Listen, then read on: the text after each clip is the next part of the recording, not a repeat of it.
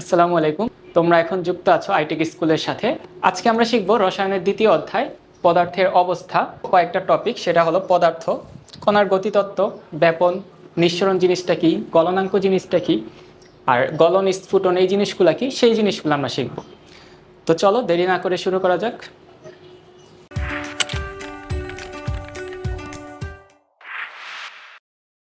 প্রথমেই আমরা শিখব পদার্থের তিনটা অবস্থা: কঠিন, তরল, গ্যাসীয় বা বায়বীয়। এই তিনটা জিনিস আমরা ছোট থেকে জেনে আসছি। তো এই জিনিসগুলোই বিস্তারিত ব্যাখ্যা আমরা এখন শিখব। ফার্স্টেই আমাদের জানা লাগবে পদার্থ জিনিসটা আসলে কি। যে বস্তুর নির্দিষ্ট ভর আছে এবং যে জায়গা দখল করে। অর্থাৎ কি, একটা ভর থাকবে আর সে কি করবে, জায়গা দখল করবে। আমার নিজস্ব একটা ভর আছে এবং আমি একটা ছোট্ট একটা জায়গা দখল করে আছি, সেটাই হলো কি পদার্থ। আচ্ছা, এরপর আমরা জানি পদার্থের তিনটা অবস্থা। একটা হলো সলিড মানে কঠিন, এরপর আছে লিকুইড, এরপর হলো গ্যাস। এই তিনটা অবস্থা আমরা জেনে আসছি। প্লাজমা অবস্থাটা কি, এটা আমরা একটু পরে জানব। কঠিন পদার্থ জিনিসটা কি, যে বস্তুর নির্দিষ্ট ভর, নির্দিষ্ট আকার, নির্দিষ্ট আয়তন আছে। মানে ভর আছে, আকার আছে, আয়তন আছে, তিনটা জিনিস আছে, সে কি কঠিন পদার্থ। ক্লিয়ার? ওকে। তরল পদার্থটা কি, যেই বস্তুর নির্দিষ্ট ভর আছে, আয়তন আছে এবং নির্দিষ্ট কোনো আকার নেই। তরল পদার্থ আর কঠিন পদার্থের মধ্যে পার্থক্য কি, এটার মধ্যে নির্দিষ্ট আয়তন আছে কিন্তু এটার মধ্যে নির্দিষ্ট কোনো আকার নেই। বুঝতে পারছো সবাই? আচ্ছা, এরপরে হলো গ্যাসীয় পদার্থ বা এটাকে আমরা বায়বীয় পদার্থ বলে থাকি, একই কথা। যে পদার্থের নির্দিষ্ট ভর আছে কিন্তু নির্দিষ্ট কোনো আকার বা আয়তন কোনোটাই নেই, শুধুমাত্র একটা ভর আছে, কোনো আকারও নেই, কোনো আয়তনও নেই। মানে এটাকে কোনো আমি আয়তনের মধ্যে সীমাবদ্ধ করতে পারবো না, তাকে বলা হয় গ্যাসীয় পদার্থ। এই যে কঠিন পদার্থ, এটাকে পরবর্তীতে লিকুইড হয় এটার অবস্থা, তারপরে গ্যাসীয় হয়। আমরা এই জিনিসগুলো তিনটা অবস্থা কিভাবে হয়, যদি ওকে আমি তাপ দিই, কঠিনকে তাপ দিলে লিকুইড হয় মানে তরল হয়, তরলকে তাপ দিলে পরবর্তীতে গ্যাস হয়, গ্যাসকে যদি আরও বেশি তাপ দিই তাহলে সেটা প্লাজমা অবস্থায় পরিবর্তন হয়ে যায়। আর সেটাই হলো আমাদের পদার্থের চতুর্থ অবস্থা। এখন আমরা শিখব কণার গতিতত্ত্ব। কণার গতিতত্ত্ব জিনিসটা আসলে কি, এটা হলো এই অধ্যায়ের একটা খুবই ইম্পর্টেন্ট একটা জিনিস।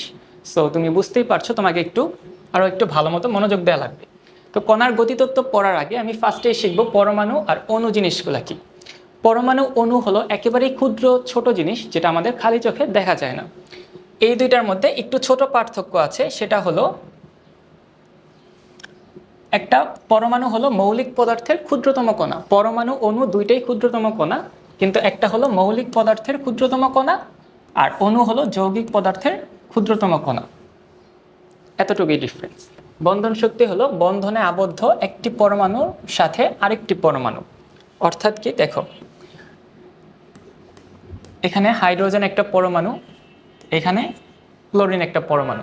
এই দুইটা পরমাণু এইখানে ওরা এইভাবে যুক্ত হয়ে আছে। এই যে এইটা যুক্ত হয়ে আছে, এই যে এই বন্ধনের মাধ্যমে, এটাই কি দুইটা পরমাণু। এই যে হাইড্রোজেন একটা পরমাণু আর এখানে ক্লোরিন কি আরেকটা পরমাণু। এটাই লেখা আছে এখানে যে বন্ধনে আবদ্ধ এই যে দুইটা মৌল পরমাণু, হাইড্রোজেন আর ক্লোরিন, দুইটা পরমাণু একটি পরমাণুর সাথে আরেকটি পরমাণু, অর্থাৎ এই যে একটা পরমাণু, এই যে আরেকটা পরমাণুর সাথে যে বন্ধনে যুক্ত হয়ে আছে বা আবদ্ধ হয়ে আছে, সেটাই হলো বন্ধন শক্তি।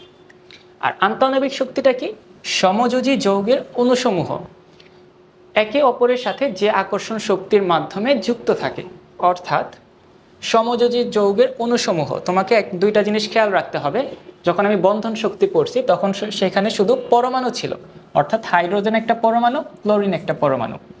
আর আন্তঃআণবিক শক্তির মধ্যে কি হবে, দেখো পানির অণুর মধ্যে আমরা জানি এরকম বন্ধন থাকে,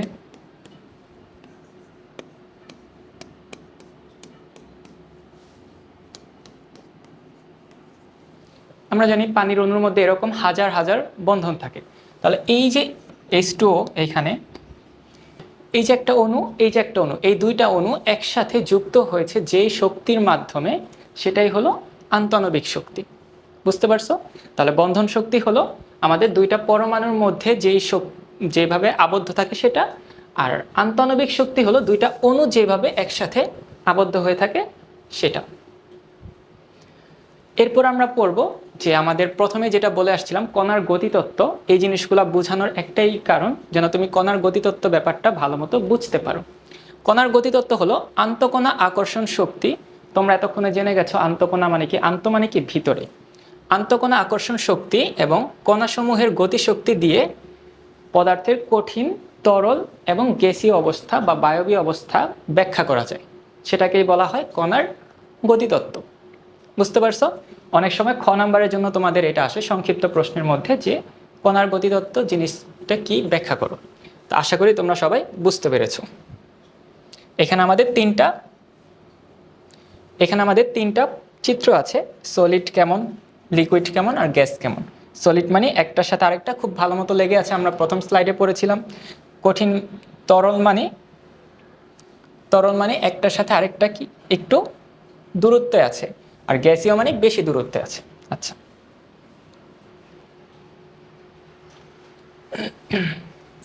বুঝতে পারছো? তো আশা করি সবাই কণার গতিতত্ত্ব এই জিনিসগুলো ভালো মতো বুঝতে পেরেছো। এখন আমরা পড়ব ব্যাপন নিঃসরণ নিয়ে, যেটা আমাদের এই অধ্যায়ের মধ্যে আরও একটা ইম্পর্টেন্ট একটা টপিক, যেটা আমাদের এমসিকিউর মধ্যে কাজে দিবে, আমাদের সিকিউর মধ্যে কাজে দিবে। তো চলো দেখা যাক ব্যাপন জিনিসটা কি। অণুসমূহের বেশি ঘনত্বের স্থান থেকে কম ঘনত্বের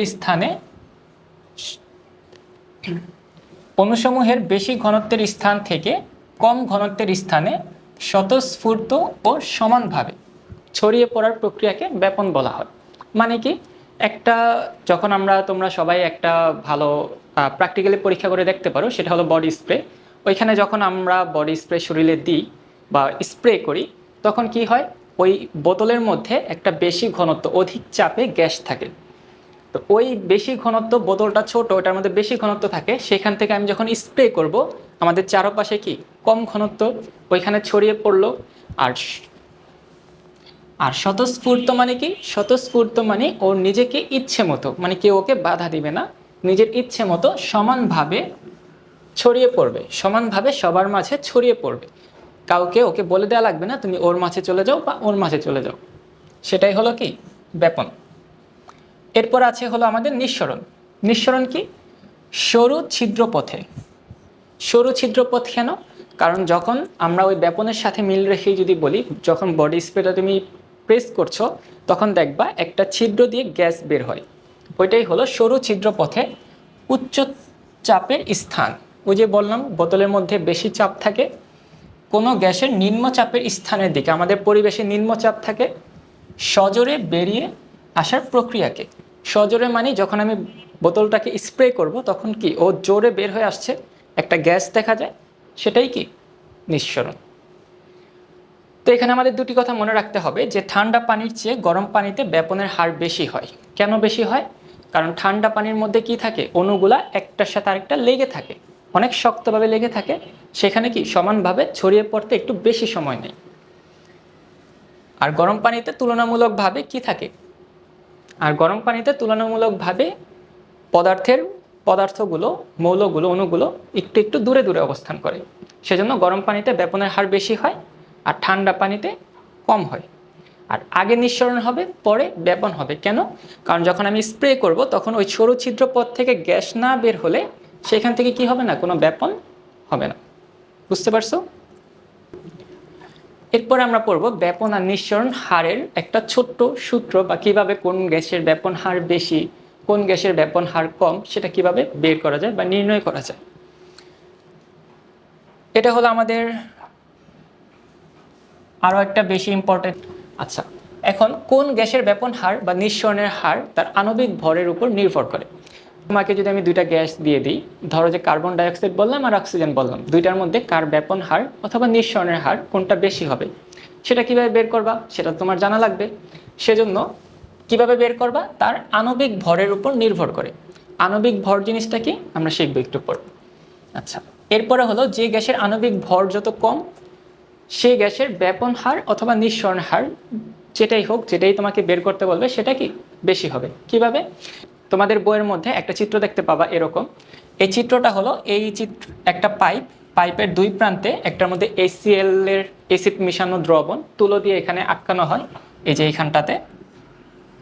আরেকটা হলো যে NH4OH এর দ্রবণ, এইখানেও একটা ভেজা তুলা দিয়ে দুই পাশে মুখটাকে আটকানো হয়। পরবর্তীতে দেখা গেছে এইখান থেকে সাপোজ 15 মিটার আর এইখান থেকে 10 মিটার দূরে একটা সাদা ধোঁয়ার সৃষ্টি হয়। সাদা ধোঁয়াটা মেইন না, মেইন ব্যাপার হলো এই দুইটাকেই যখন আমি দুই পাশে রাখছি তাহলে হওয়ার কথা ছিল মাঝখানে, তাহলে এটা একটু সাইডে চলে আসলো কেন? এই কথাটাই ব্যাখ্যা করেছিল আমাদের বিজ্ঞানী গ্রাহাম স্যার। তো এই জন্য এটাকে অনেক সময় বলা হয় গ্রাহামের ব্যাপন সূত্র। ওইটা নিয়ে বিস্তারিত আরও অনেক আলোচনা বর্ণনা আমরা পরবর্তীতে উচ্চ ক্লাসে ইন্টারমিডিয়েটে গেলে শিখব। এখন শুধুমাত্র আমরা জেনে রাখবো এখানে যে ব্যাপন হার বা নিঃসরণের হার জিনিসটা আমি কীভাবে বের করব। প্রথমে যেহেতু বলছিলাম যে আণবিক ভরের উপর নির্ভর করে, আণবিক ভর জিনিসটা কি? ধরো যে এখানে HCl এর আণবিক ভর আমি কিভাবে বের করব? এখানে হাইড্রোজেন আমরা জানি এর ভর কত 1, আর ক্লোরিনের ভর 35.5। এটা এখন HCl এর আণবিক ভর কিভাবে বের করব? এর ভর কত 1 আর ক্লোরিনের কত 35.5, দুটাকে যোগ করলে আসে 36.5। এইভাবে হলো যে আমরা আণবিক ভর বের করতে পারি। বুঝতে পারছো?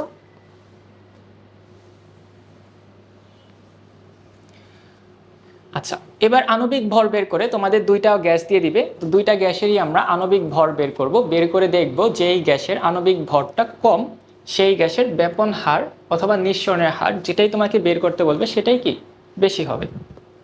এখন এখানে ছোট্ট একটা প্রশ্ন আছে, কার্বন ডাইঅক্সাইড এবং মিথেন অর্থাৎ CH4 এর মধ্যে কার ব্যাপন হার বেশি হবে, সেটা আমি কিভাবে বের করব? চলো দেখে আসা যাক।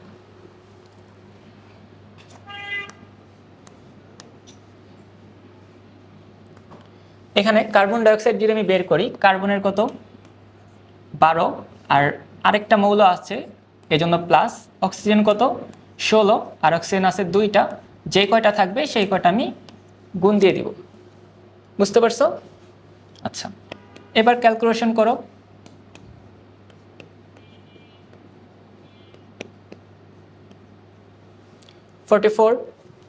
আবার আরেকটা ছিল কি মিথেন, তাহলে এখানে কার্বনের কত 12 আর আরেকটা মৌল সেজন্য প্লাস, হাইড্রোজেনের 1 আর হাইড্রোজেনের 1 আর আছে কয়টা 4টা, এজন্য গুণ 4।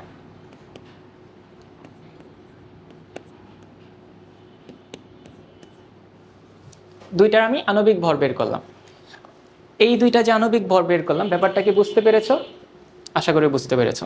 তাহলে এবার দেখো, এটার হলো 44, এটার হলো 16, তাহলে কোনটার বেশি হলো? কার্বন ডাইঅক্সাইড বেশি, মিথেন কম। ক্লিয়ার?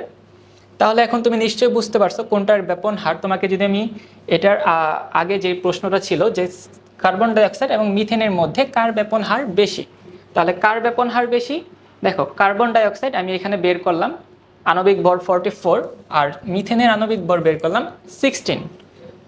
আমরা পড়ে আসছিলাম যার আণবিক ভর কম তার ব্যাপন হার বেশি।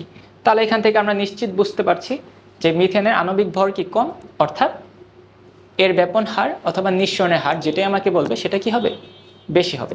এইভাবে তোমরা দেখতে পারো, MCQ থাকবে আরও বা CQতে থাকতে পারে, ওগুলাতে তোমরা এভাবে বের করবা, বের করে দেখবা কোনটা বেশি বা কম হয়। আচ্ছা, এরপরে আমরা পড়ব আমাদের আজকের টপিকের লাস্ট অংশ, সেটা হলো গলন আর স্ফুটন। গলন জিনিসটা কি আর স্ফুটন জিনিসটা কি?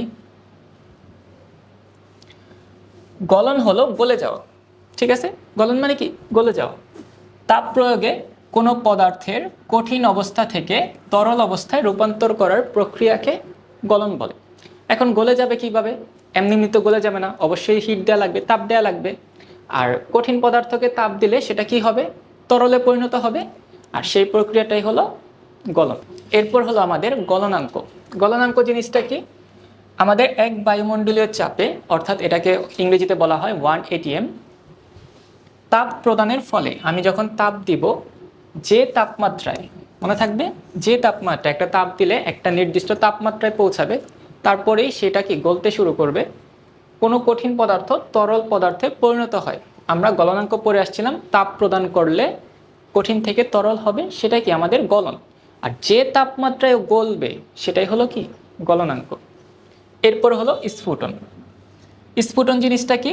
যখন আমি তাপ প্রয়োগ করব, তরল পদার্থকে গ্যাসীয় অবস্থায় রূপান্তর করা। গলন ছিল কঠিনকে তরল করা, আর স্ফুটন জিনিসটা কি? তরলকে আমি কি করব? গ্যাসীয় অবস্থায় রূপান্তর করব। আর স্ফুটনাঙ্ক জিনিসটা কি? ওই যে আমি তরলকে গ্যাসীয় অবস্থায় রূপান্তর করার জন্য সেইখানেও কি আমার একটা তাপমাত্রা প্রয়োজন হবে, তাই না? সেই তাপমাত্রাটাই হলো যে স্ফুটনাঙ্ক। এই যে কোনো তরল পদার্থকে গ্যাসীয় পদার্থে পরিণত হয় যে তাপমাত্রায়, তাকেই বলা হয় স্ফুটনাঙ্ক। আমাদের নির্ধারিত যেই ফি আছে সেটা যদি তুমি দাও, তাহলে আমাদের একটা প্রাইভেট কেয়ারে তুমি যুক্ত হতে পারবে। সেখানে যুক্ত হলে আরও পরবর্তীতে আমরা এখান থেকে সিকিউ করব, এমসিকিউ করব, তোমাদের হোমওয়ার্ক দিব। সেই হোমওয়ার্কগুলো তোমাদের ঠিকঠাক মতো হয়েছে কিনা সেটা দেখার জন্য আমাদের একটা প্রাইভেট কেয়ার আছে। সেটা শুধুমাত্র ভর্তি হতে পারবে তুমি যদি আমাদের নির্ধারিত পেমেন্টটা দাও তাহলে। সো আজকে এ পর্যন্তই, দেখা হচ্ছে অন্য কোনো ক্লাসে। ভালো থাকবে। আসসালামু আলাইকুম।